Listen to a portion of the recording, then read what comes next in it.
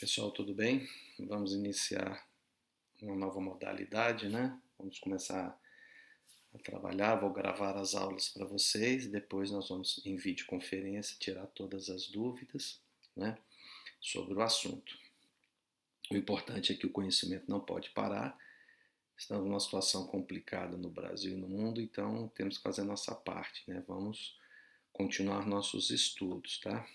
Hoje nós vamos conversar sobre o complexo articular do ombro. Essa é o primeiro vídeo de outros 3 que nós vamos fazer, tá? Sobre o assunto. Lembre-se, eu não estarei falando somente da articulação glenohumeral, ou seja, a articulação que une o húmero com a escápula. Nós estaremos falando de um complexo, então vão existir outras articulações, outros ossos que envolvem o complexo articular do ombro. A função do ombro, do complexo articular do ombro, né? Movimentação, usamos muito os braços para nos apegar, levantar, sair né, dirigir, usamos o ombro, o braço para estabilidade, né? Você quando anda, você movimenta o seu corpo e os braços funcionam como pêndulos, né? Complexo, os músculos que ligam o tronco ao húmero, né? Eles nos auxiliam também na inspiração, né? Não são só aqueles músculos respiratórios, o diafragma, os intercostais. Nós temos o peitoral maior, peitoral menor, nós temos músculos que estão ligados do tronco à escápula e úmero que vão nos ajudar nesse processo, serrátil anterior, né? Além de sustentação do corpo, né? Uma vez que a gente também usa o membro superior como pêndulo, como braço de alavanca de força para tudo que a gente for fazer braçal. Por ser uma articulação muito móvel, por apresentar uma mobilidade articular muito grande, porque ele tem 3 planos e 3 eixos, né? O que acontece? É uma articulação que é fácil de acontecer lesões, né? Então, nós vamos ter aí uma quantidade grande de lesões que envolve essa articulação. Posteriormente, nas disciplinas de ortopedia, vocês vão poder estudar melhor cada lesão dessa daí. Aí você tem a escápula, né, que é um dos ossos que nós vamos abordar. É importante que você tenha capacidade de identificar todos os acidentes anatômicos que envolvem a escápula, porque cada acidente desses aí você vai ter correlação com o músculo. Por exemplo, o ângulo superior da escápula. Ali nós vamos ter a inserção de músculos, como o elevador da escápula, por exemplo. Ele se insere ali. O acrômio, o processo coracoide, a cavidade glenoide, o ângulo inferior da escápula, a fossa subescapular, né? Pela visão anterior da escápula, nós vamos ter o acrômio, a espinha da escápula. Todos esses pontos eles vão ter relações com o que nós vamos ver daí para frente, né? Cada item desse aí, né? Por exemplo, a cavidade glenoide tem o processo supraglenoidal e infraglenoidal, que não aparece na sua imagem. Mas, por exemplo, no processo supraglenoidal, nós vamos ter a inserção da cabeça longa do bíceps. No processo infraglenoidal, a parte inferior, nós vamos ter a inserção do trapézio, né? Quando você tiver mais à frente nos seus estudos, você vai observar que a anatomia ela é uma relação também vista por imagem. Então aí você tem uma ideia do complexo articular do ombro visto por dentro, uma visão que você não tem normalmente. Então o A que você está vendo lá é o acrômio, o SS é o supraespinal, quer dizer, nós temos ali a escápula, a espinha da escápula, acima dela o supraespinhoso, o SST é o tendão do supraespinhoso, né? E assim nós vamos vendo o húmero, a cabeça do húmero, né? Nós vamos identificando os músculos que nós vamos conhecer depois a parte funcional dele. Vamos começar. A articulação glenohumeral. É a primeira, a mais importante, afinal é ela que você está preocupado em aprender. A articulação glenomeral é formada pela cavidade glenoide da escápula mais a cabeça do húmero. É uma articulação sinovial, porque tem líquido sinovial dentro dela, e ela é classificada, né, dentro das articulações sinoviais, ela é classificada como esferoide ou tipo bola e soquete. Por quê? Porque ela é uma das duas articulações desse padrão que nós temos. Nós temos a articulação do ombro e a do quadril, que são as esferoides, né? E ela realiza todos os movimentos, 3 planos e 3 eixos. Lembrem dos planos e eixos que nós já discutimos em sala de aula. Por isso ela é classificada como triaxial. É a articulação mais móvel do corpo, né? Ela vai realizar todos os movimentos, flexão, extensão, adução, abdução e mais um movimento conjunto, que é a circundução. É como se você desenhasse um círculo com a ponta do dedo. O ombro roda e você faz um movimento circular. O complexo do ombro, aí sim, já vamos ter outras articulações, outros ossos, né? A articulação, o complexo do ombro é formado por outras articulações. Nós temos articulações verdadeiras e nós temos articulações falsas. Vamos diferenciar as duas. As articulações verdadeiras são aquelas que influenciam diretamente no movimento do ombro. E as articulações falsas são as que a gente chama de estabilizadoras, né? Aquelas que vão dar estabilidade, que vão dar condições para que o ombro trabalhe bem. Então, na imagem você tem a número 1, articulações ósseas, né? Que são as verdadeiras, que estarão relacionadas diretamente com o movimento. Nós temos a articulação do esterno com a clavícula, do acrômio com a clavícula e da cavidade glenoide com o húmero. Tudo bem? Abaixo, a número 2, nós temos as articulações funcionais, ou seja, não são aquelas articulações verdadeiras, elas não articulam osso com osso, mas elas têm um papel importante no complexo do ombro. Primeiro, a articulação da escápula com a caixa torácica, que é a escápulo-torácica. Depois nós temos a supra-humeral, né, que ela envolve a passagem do tendão, né, do músculo supraespinhoso. E mais à frente nós temos o sulco bicipital, por onde passa o tendão da cabeça longa do bíceps. Vamos começar pela articulação externo-clavicular. Se você tiver um pouco de imaginação, você consegue visualizar essa articulação.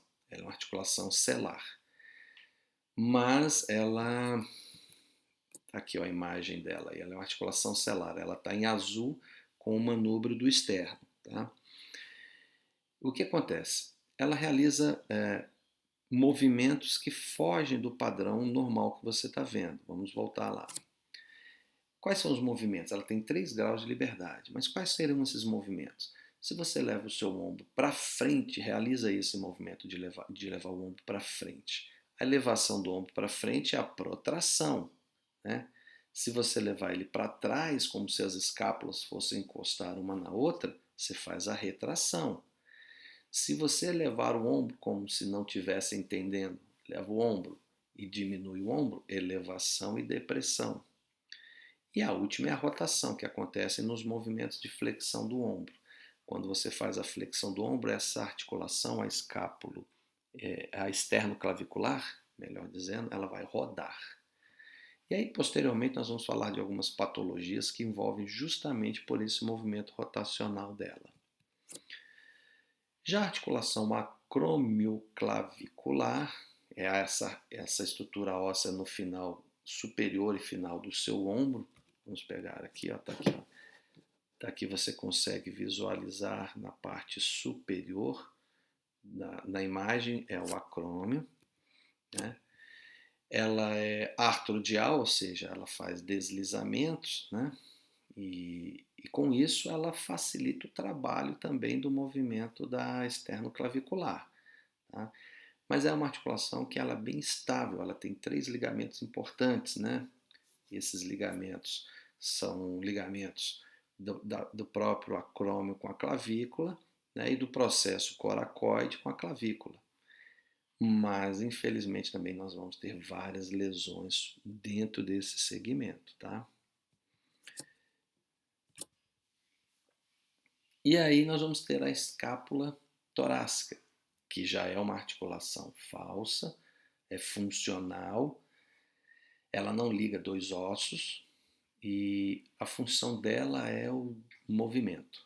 Fiquem atentos, porque eu vou voltar a falar sobre essa articulação, tá? Se a escápula torácica não deslizar pelo gradil costal, o movimento do ombro fica prejudicado. Ela está mais ou menos, a escápula fica posicionada no seu ângulo superior mais ou menos em T1, né, na primeira torácica, e o ângulo inferior dela entre T7 e T8. O que ela faz? Desliza sobre a caixa torácica. Tá aí a imagem para você ver o ângulo superior começando mais ou menos em T1 e o ângulo inferior lá embaixo em T7 e T8. E aí nós vamos ter os movimentos. Você tem movimentos indicados pelas setas verdinhas e vermelhas, né? Lembrando-se que a escápula pode rodar tanto o ângulo superior quanto o ângulo inferior. Ela pode se deslocar em adução e abdução, ou seja, se você olhar ali na setinha verde, adução, tenta encostar as duas escápulas uma contra a outra. Aí você vai fazer a adução, elas se aproximam da coluna.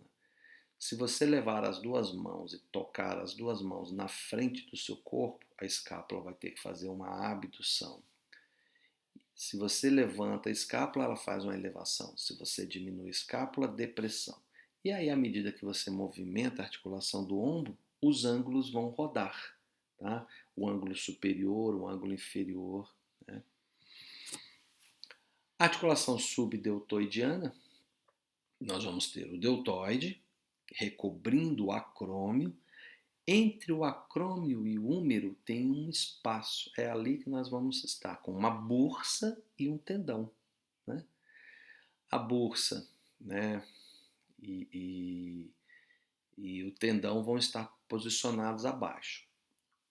A bursa infradeltoidiana, ela alivia um pouco a tensão do húmero com o tubérculo maior, né, o tubérculo maior com acrômio, e nós vamos ter ali também a passagem do supraespinhoso. O movimento em que a gente for realizando a abdução, você pode comprometer as duas articulações, tá? E por último, a articulação do sulco bicipital, ela é anterior. Nós temos o trocânter maior e o trocânter menor do húmero. Entre os dois, nós vamos ter um sulco, tá? Tá lá, ó. A imagem está mostrando para vocês. Entre a parte o trocânter maior e o trocânter menor, você vai ter o tendão da cabeça longa do bíceps. Então aí você tem a escápula conectada com o tórax, a escápula torácica, você tem o acrômio ali em cima, por baixo, o tendão passando por baixo dele. Não sei se aqui no cursor dá para você ver aqui a passagem, essa imagem aqui, a passagenzinha dele, acima do tendão da cabeça longa do bíceps. É outra articulação, né, que é a infracromial ou deltoidiana.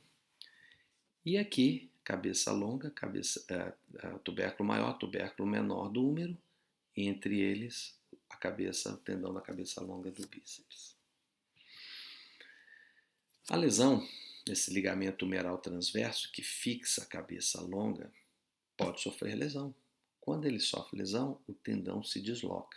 Aí nós vamos ter patologias envolvendo isso aí, tá?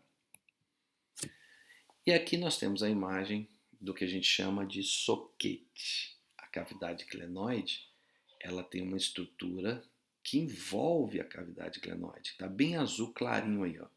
Essa estrutura que envolve a cavidade glenoide é o labrum, né? Esse labrum, ele pode sofrer lesões. E nós vamos ouvir falar posteriormente sobre as slap lesions, as lesões de labrum. Aqui na frente, você, lá em cima, superior, você tem o acrômio, a clavícula e 3 ligamentos, né? São os ligamentos, né? Acrômio, córaco acromial e os córacos claviculares, que vão estabilizar a articulação. Tá aí a nossa articulação externo-clavicular. Você vê entre elas um disco que permite um suporte maior para os movimentos do ombro, tá? E ela é muito bem reforçada pela cápsula. Os ligamentos córaco-humeral, ou seja, processo coracoide e húmero, né? Então vamos lá.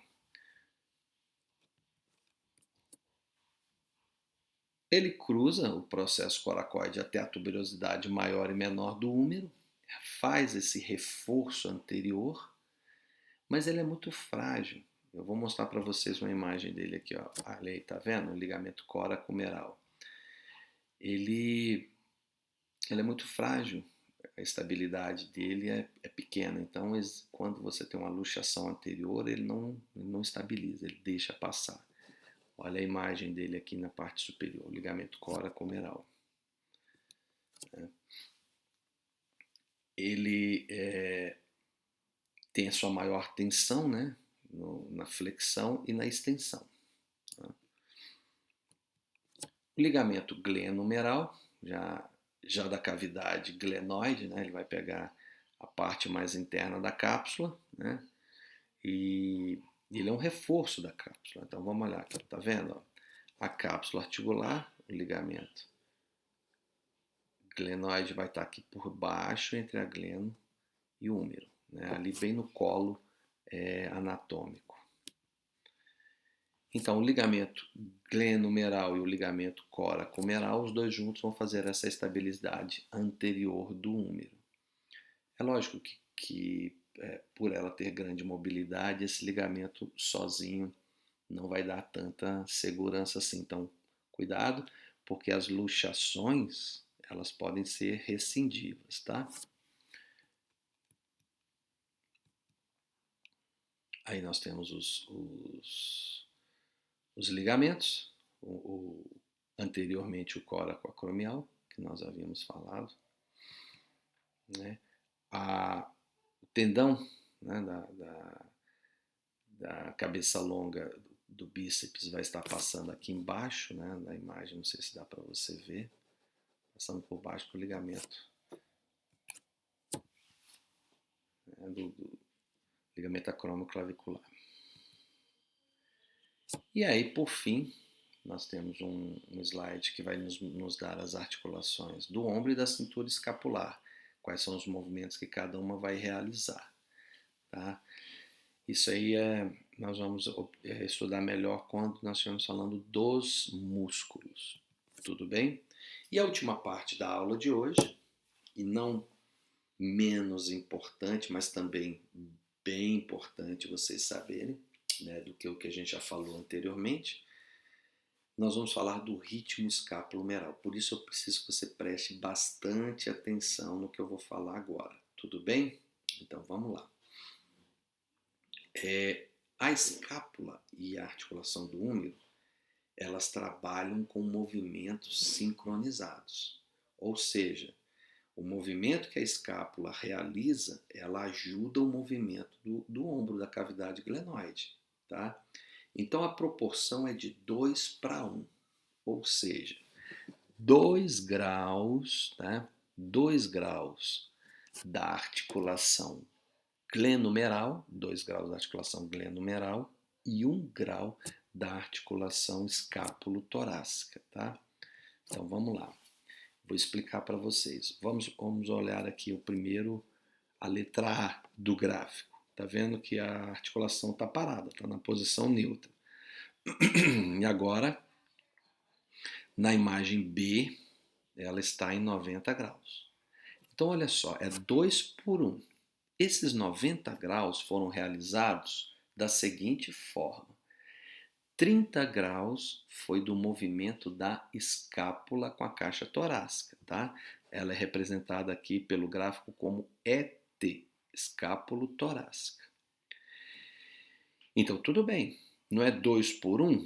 Se ela realizou 30 graus, a glenumeral tem que realizar o dobro. Então, ela realizou 60 graus. Então, tá lá em GU, glenohumeral, na imagem, 60 graus.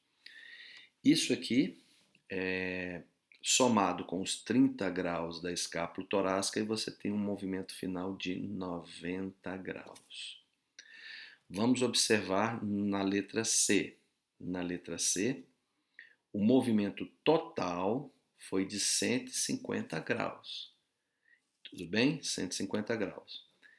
Então, a escápula torácica AET movimentou 50 graus e a glenumeral, que movimentou o dobro, porque é 2 por 1, ela movimentou o dobro, então ela movimentou 100 graus. Se a escápula torácica movimenta 2, a glenumeral movimenta 4. O total, 6 graus. Se a escápula torácica movimentou 5 graus, a glenumeral movimenta 10. Total, 15 graus. Tudo bem? Fiquem atentos aí, vamos ter mais uma aula na sequência, ok?